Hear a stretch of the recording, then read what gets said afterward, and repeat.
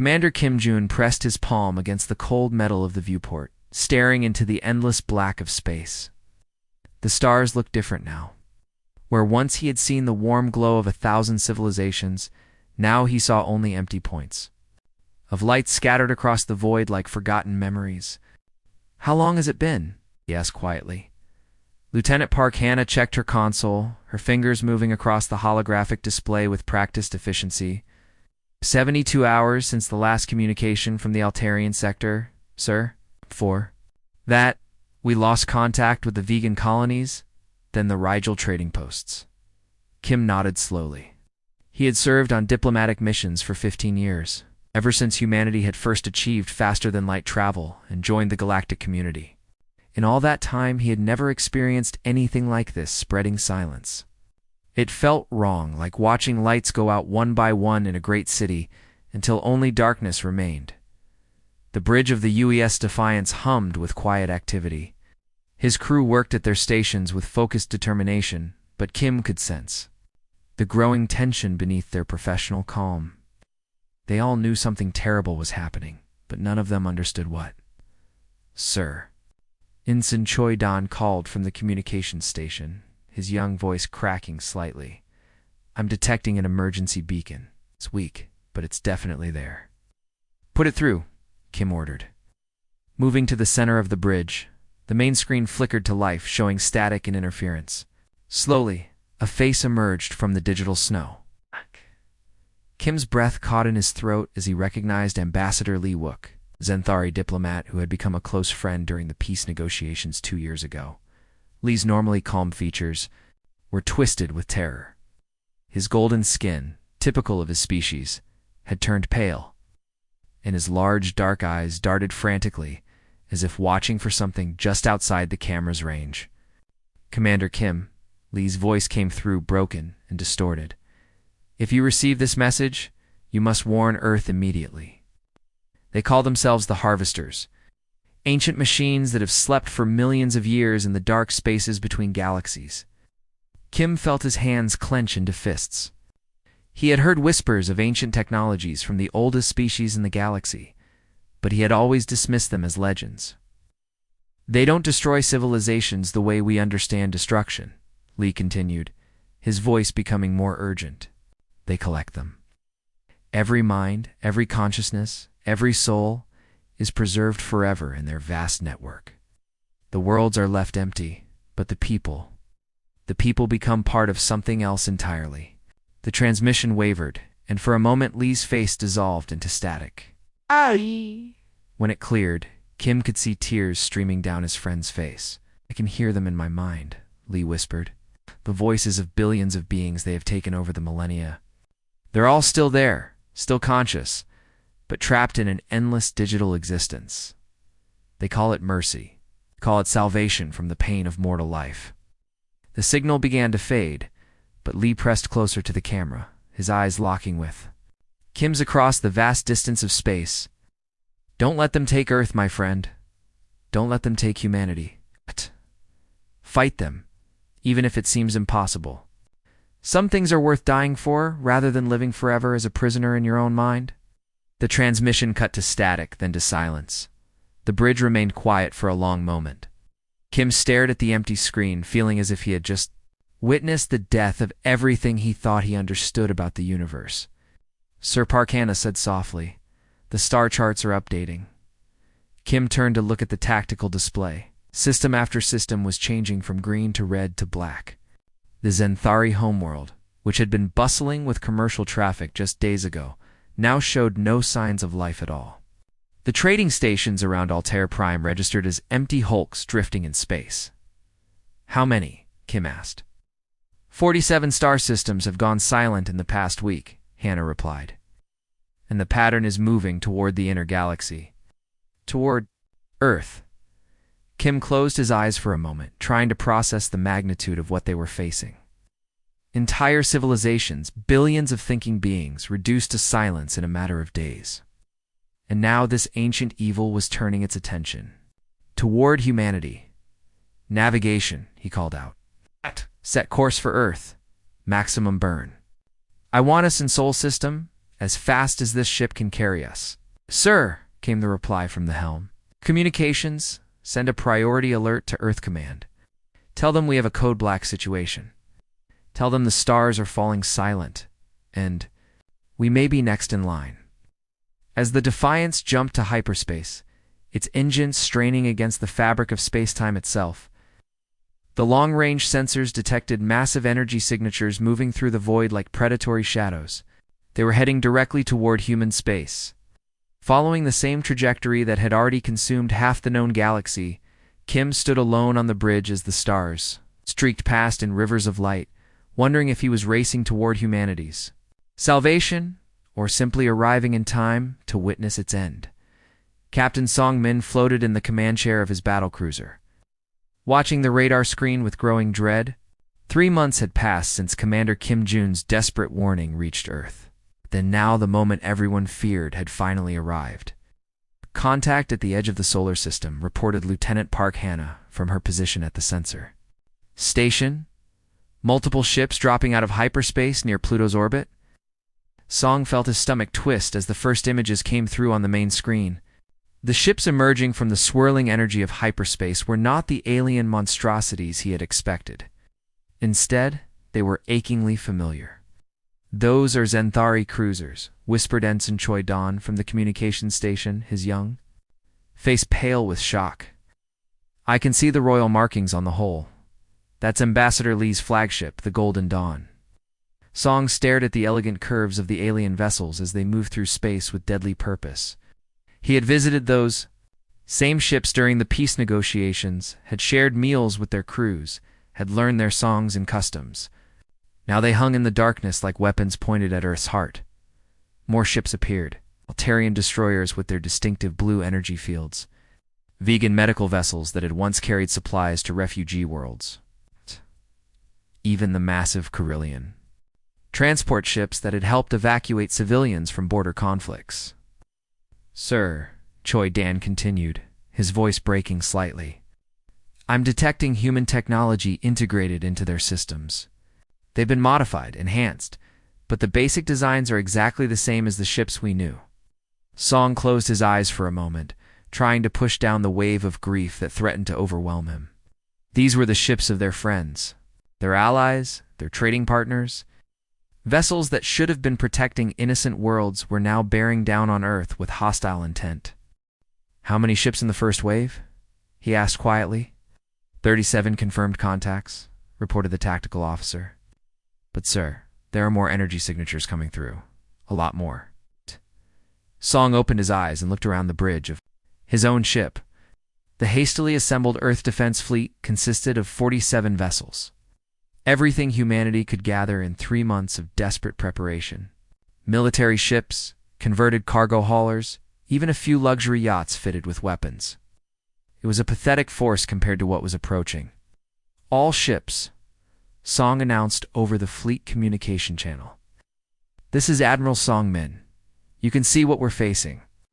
Those ships look familiar because they once belonged to our friends, but our friends are gone now. What's coming toward us is something wearing their faces." He paused, watching as more alien vessels materialized in the distance like deadly flowers. "Blooming in the void? We always knew this day might come. We trained for it, we prepared for it, now we fight for it. All ships engage at will." The battle began with a flash of energy weapons that lit up the space around Jupiter like a deadly fireworks display. Song's ship, the sole pride, dove toward the enemy formation alongside the rest of the human fleet. Within minutes, Song realized they were hopelessly outmatched. Human plasma cannons and missile systems barely left scorch marks on the alien hulls, while the enemy's weapons cut through Earth's finest ships like knives through paper. The Mumbai runner exploded in a ball of fire. The New Tokyo broke apart under concentrated beam fire. Called out Dr. Young Soo from her position at the science station. "I'm reading massive energy spikes from the enemy ships. Their weapon systems are operating at levels far beyond their original specifications." Song watched in horror as 3 more human ships were destroyed in quick succession. How is that possible? The harvesters have upgraded them somehow. enhance their power systems, improve their weapons. They're using our friends' ships as weapons against us. In the chaos of battle, Song noticed something unusual. One of the smaller Zenthari scouts had been damaged by debris from an exploding human ship. It was drifting helplessly, its engines dead. "Navigation, take us to that damaged scout," Song ordered. "Boarding teams, prepare for capture operations." "Sir, that's incredibly dangerous," warned his first officer. "Everything we're doing is incredibly dangerous," Song replied, "but we need to know what we're really fighting." 20 minutes later, Song's boarding team managed to capture the drifting alien ship and bring it into their cargo bay, Dr. Yang. Sue immediately began examining the strange technology they found inside. What she discovered made Song's blood run cold. "Captain," she said, her hands shaking as she worked over a strange device that pulsed with organic-looking patterns. "This is impossible. These aren't computer systems. These are neural networks. Actual brain patterns." Song leaned over her shoulder, staring at the readings on her scanner. "What are you saying? The intelligence controlling the ship? It's not artificial. It's biological. It's a real mind, a conscious being that's been somehow connected to the ship's systems." Young Sue looked up at him with tears in her eyes. "Captain, I think it's Ambassador Lee. I think he's still alive in there, trapped inside the machine." Song stared at the alien device, understanding crashing over him like a cold wave. Through the porthole of the cargo bay, he could see more harvester fleets materializing in the darkness, their lights reflecting off Jupiter's moons like the eyes of predators. Somewhere in those ships, billions of harvested minds were being forced to fight against their will. Prisoners in their own consciousness, weapons turned against everything they had once loved and protected. Dr. Kong Yoon wiped the sweat from her forehead. As she stared at the alien device spread across her laboratory table, the underground bunker beneath Seoul hummed with the constant vibration of generators, the only thing keeping her equipment running while the harvesters controlled the skies above. Mars had fallen 2 weeks ago. The Red Planet's defense stations Had lasted exactly 17 hours before going silent, just like every other world the harvesters had touched. Now their ships hung in orbit around Jupiter like dark metal flowers, slowly tightening their grip on the solar system. "The neural pathways are incredible," Yoon muttered to herself, adjusting the microscope to examine the captured harvester technology more closely. "They don't just copy minds. They actually feed on specific emotional states."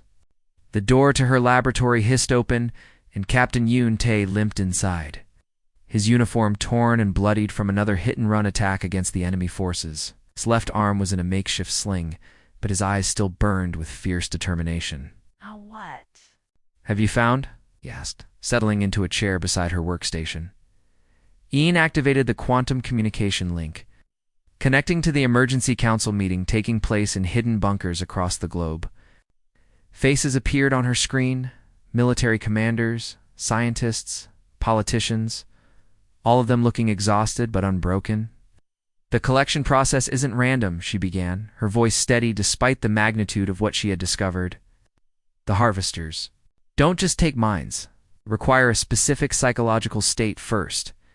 The target species must experience complete hopelessness, total surrender to inevitability." General Kim Ho, speaking from a bunker in New Tokyo, frowned at the screen. "What do you mean?" "Think about it," Yoon continued, pulling up holographic displays of brain activity patterns. "Every species they've encountered follows the same pattern. First, initial resistance. Then growing desperation as defeat becomes obvious. Finally, complete psychological surrender when the population realizes fighting is useless." She highlighted specific neural pathways in the alien technology.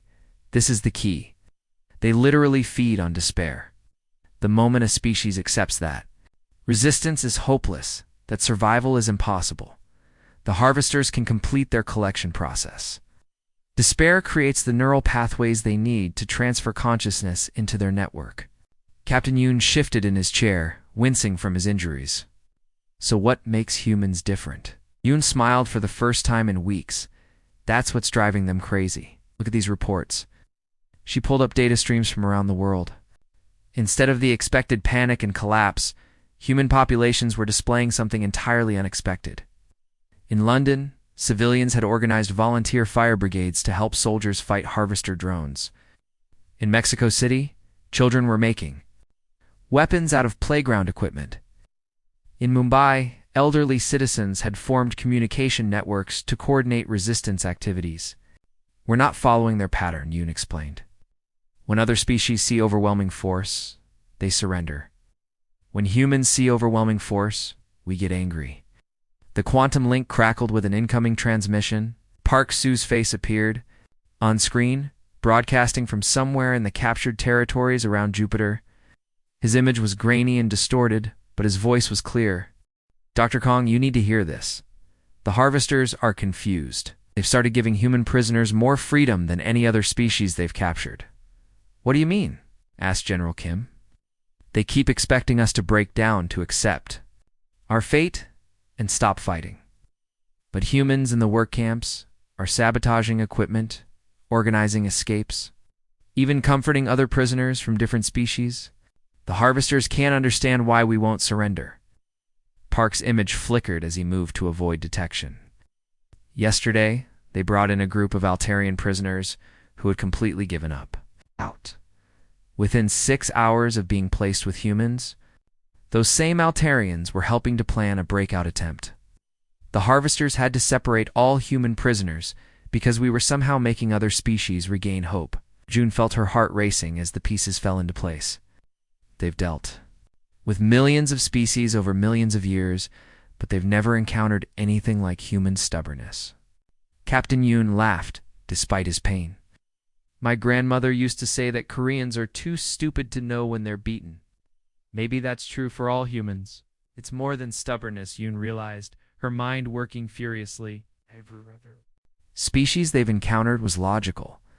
When faced with impossible odds, they made the rational choice to surrender. But humans, were not always rational.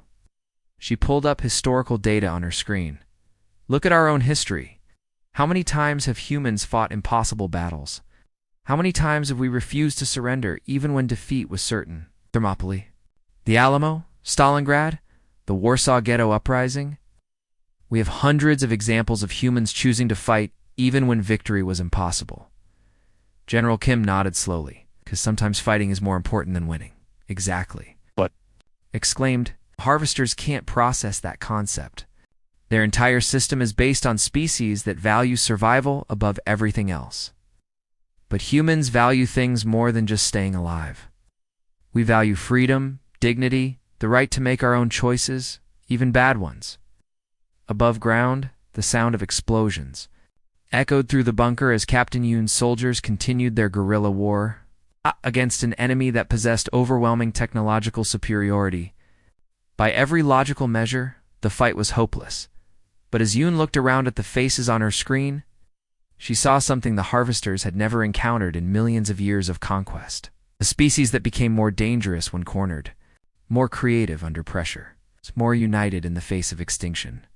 For the first time since the Great Silence began, she felt something growing in her chest that the harvesters could not understand, could not harvest, and could not defeat. Hope, Admiral. Kim Jun stood in the command bunker buried deep beneath the mountains outside Seoul, watching the tactical display with grim determination. 6 months had passed since the first harvester ships had appeared at the edge of the solar system. Now their massive vessels hung like dark storm clouds above every major city on Earth. The situation looked hopeless. Harvester technology was millions of years more advanced than anything humanity possessed. Their ships could not be destroyed by conventional weapons. Their forces seemed endless. By every logical measure, Earth should have surrendered weeks ago. But humans, Kim had learned, were not always logical. Admiral Dr. Kong Yoon's voice crackled through the communication system from her hidden laboratory. Park Su's team has done it. They've successfully planted the logic viruses throughout the harvester network. Kim felt his heart skip a beat. For months, captured humans in the harvester work camps had been secretly working as saboteurs, using their unexpected freedom to plant digital weapons in the alien computer systems. It had been an impossible task, requiring perfect coordination across dozens of captured worlds. Are you certain the viruses will work? asked Colonel Lee Bin, who commanded the ground assault teams preparing to strike at harvester installations. Around the globe, the theory is sound, Yoon replied. The harvester's entire system depends on the psychological surrender of their victims. If we can broadcast the hope frequency at the right moment, it should disrupt their ability to control. Harvested minds. Kim looked around the command center at the faces of his officers. Captain Song Min, whose ship had been destroyed in the first battle, but who had continued fighting with ground forces. Captain Yoon Tae, still carrying injuries from countless raids against enemy positions. Dr. Yang Su, whose research had helped them understand how the harvester technology actually worked. All of them should have been dead by now. All of them had faced impossible odds and chosen to keep fighting anyway. The hope frequency, Kim said slowly. Explain it to me one more time. Yoon's voice became excited as she spoke. Every other species the harvesters encountered eventually reached a point where they accepted defeat. That acceptance created the neural pathways the harvesters needed to complete their collection process. But humans, ... we don't seem to have that switch in our brains. She paused, and Kim could hear the sound of explosions in the background as harvester patrols searched for her hidden laboratory. The frequency we've developed reinforces the will to resist instead of submit. It should remind every harvested mind what it feels like to have hope, to believe that freedom is possible even in the darkest circumstances. And you think this will work on alien minds too? Asked Colonel Lee. Su has been testing it in the camps. Captured Zenthari and Altarian prisoners who had completely given up hope began organizing resistance activities within hours of exposure to human prisoners. There's something about human stubbornness that seems to be ... infectious, Kim nodded. Slowly, around him, his staff prepared for what would either be humanity's greatest victory or its final defeat. On the tactical display, you could see harvester ships positioning themselves for what appeared to be the final collection phase. Time was running out. All teams report ready, announced Colonel Lee. Ground forces are in position at 17. Harvester installations worldwide will have one chance at this. Kim activated the global communication network, speaking to resistance fighters scattered across Earth and throughout the captured territories of the solar system. This is Admiral Kim Jun. Today we attempt something that has never been done. In millions of years of galactic history, today we teach ancient machines that some things are more important than survival. He paused, looking up at the ceiling where he could hear the rumble of harvester ships passing overhead. Every species they've encountered has eventually chosen preservation over freedom, eternal existence as prisoners rather than the risk of death as free beings. But humans have never been very good at accepting the sensible choice. The countdown began. Around the world, assault teams prepared to strike simultaneously at harvester network nodes. In the captured territories, human prisoners who had spent months planning this moment waited for the signal. Activate the hope frequency, Kim ordered. Dr. Kang Yoon's transmission filled the airwaves. A complex pattern of sounds and signals designed to awaken something the harvesters had spent millions of years trying to suppress, the desire to fight. Impossible odds simply because fighting was better than surrendering. The effect was immediate and stunning. On the tactical display, Kim watched as harvester ships around Jupiter suddenly began losing formation. Emergency signals filled the communication channels as alien vessels reported system malfunctions and crew rebellions. "It's working," shouted Captain Song Min. "The harvested minds are fighting back." All worlds. Across the galaxy, captured Zenthari broke free from their work details and began sabotaging harvester equipment. Altarian prisoners who had been docile for months suddenly remembered what it felt like to hope for freedom. Vegan civilians found the courage to resist their captors for the first time since their worlds had fallen. Admiral Kame Park Su's voice from somewhere in the Jupiter system, "You should see this. The harvesters are actually retreating from some positions. They can't control their prisoners anymore." Kim felt tears running down his face as he realized what was happening. For the first time in millions of years, the perfect order the harvesters had maintained was crumbling as organic minds throughout the galaxy remembered that freedom was worth fighting for, even when the fight seemed hopeless. Today, humanity had taught the universe something new. Sometimes the most important victory is simply refusing to surrender. Admiral Kim Jun walked slowly through the vast corridors of the Harvester, mothership, his boots echoing in the strange metallic silence. The battle was over, but the war's true conclusion was just beginning. Around him, the ship's organic walls pulsed with a rhythm that reminded him of a dying heartbeat. The Harvester Collective had fallen silent for the first time in 4 million years.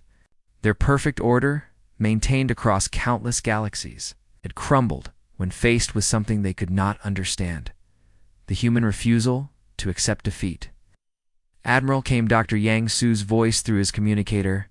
"We've found the central core. You need to see this." Kim followed the directions through twisting passages that seemed to grow from the ship itself rather than being built.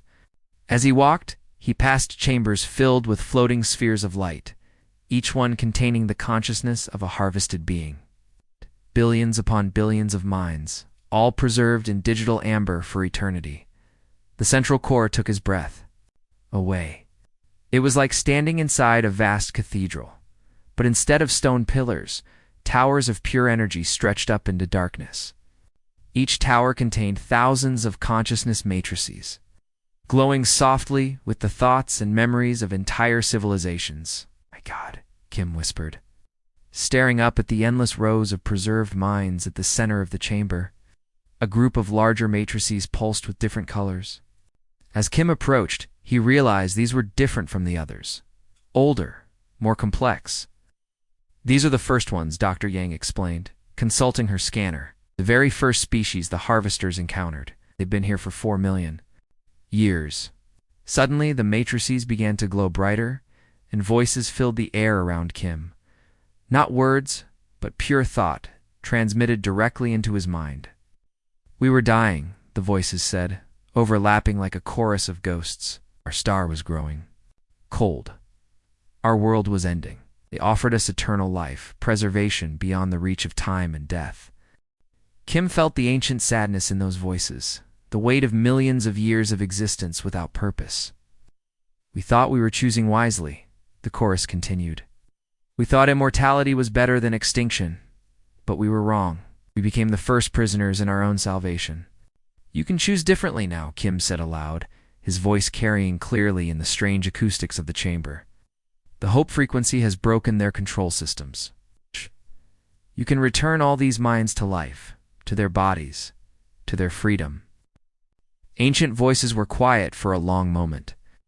Around the chamber, billions of consciousness matrices flickered like candles in a gentle wind. "But they will die eventually," one voice said. "All organic life ends." "Yes," Kim replied simply. "And that's what makes it precious. Existence has meaning precisely because it's temporary. Love matters because it can be lost. Beauty is important because it fades. Hope is powerful because it exists in the face of uncertainty." Some of the matrices began to pulse with new energy. "We remember now," they said. "We remember what it felt like to watch a sunset, knowing we might never see another. We remember the joy of holding our children precious because their time with us was limited." The process of restoration began slowly. Ancient machinery that had been designed to harvest minds was reprogrammed to return them to physical form. It would take months, maybe years, to restore all the captured species to their homeworlds. Some of the oldest consciousnesses, weary beyond measure after millions of years of existence, chose a different path. They simply shut down their preservation protocols, finally accepting the natural cycle of life and death they had avoided for so long. 8 months later, Captain Parkana walked through the restored gardens of the Zenthari homeworld. Around her blazed with colors that had been extinct for decades, carefully recreated from genetic samples preserved in the Harvester databases. Ambassador Li Wook knelt beside a fountain, tending to a patch of golden blooms that seemed to glow with their own inner light. His hands restored to flesh after months as a digital consciousness moved carefully among the delicate petals. "I had forgotten," he said softly as Hannah approached, "how it felt to touch something real. In the Harvester network, we could think. We could remember, but we couldn't feel the texture of soil or smell the fragrance of flowers. Around them, children ran through the gardens laughing and playing. These were the first Centauri born free since the Great Silence had begun, their parents having been restored from the harvester consciousness banks. "The stars are speaking again," Lee observed, looking up at the night sky where ships from dozens of species moved freely between worlds. Trade routes that had been silent for months were reopening. Civilizations thought lost forever were rebuilding their societies. Hannah nodded, remembering stories her grandfather had told her about the Korean independence fighters who had faced impossible odds against foreign occupiers. "My people have a saying," she said. "Even when the mountain falls, the river continues to flow." Sometimes the most human thing you can do is refuse to stop flowing, no matter what tries to dam the water. Above them, the stars shone bright and full of voices. Communication channels that had been dead for months now carried the sounds of rebuilding civilizations, of species learning to live again rather than simply exist. Somewhere among those stars, Earth's ships moved not as conquerors, but as teachers, carrying a simple message to the galaxy that hope, once kindled in the darkness, could never truly be extinguished. The Great Silence was over. The stars were singing again.